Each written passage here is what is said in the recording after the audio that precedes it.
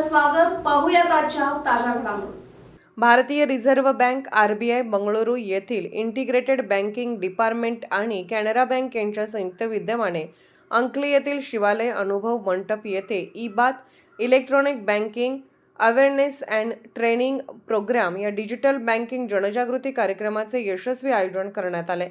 कार्यक्रमाचा मुख्य उद्देश नागरिक तसेच विद्यार्थ्यांमध्ये सुरक्षित डिजिटल बँकिंगबाबत जनजागृती करणे आणि ऑनलाईन बँकिंग सेवांचा सुरक्षित वापर करण्याबाबत माहिती देणे हा होता.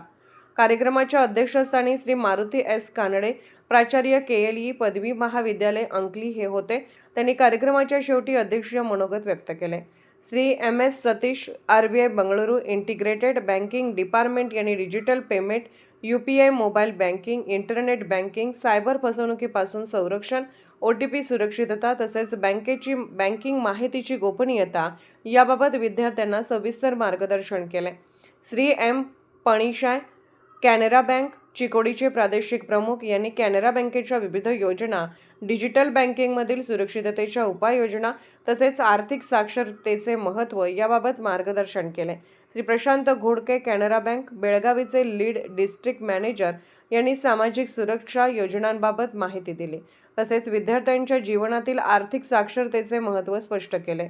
आरबीआयचे अधिकारी श्री आनंद R कांबळे आणि श्री कुमार सकोनट्टी हे देखील कार्यक्रमास उपस्थित होते. श्री दीपक नाईक, आर्थिक सल्लागार यांनी बचत, डेबिट कार्ड, क्रेडिट कार्ड तसेच बँकिंगशी संबंधित विविध महत्त्वपूर्ण माहिती विद्यार्थ्यांना दिली.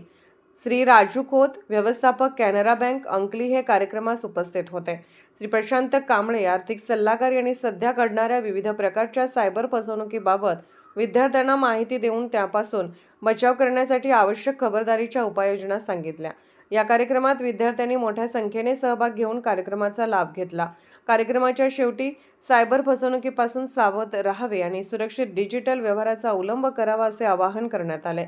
SB न्यूजसाठी विष्णू शिंगाडे, येडूर. राजकीय, सामाजिक, आर्थिक असा सर्व घडामोडींचा आढावा पाहायला विसरू नका SB न्यूज चॅनल आणि नक्कीच सबस्क्राईब करा.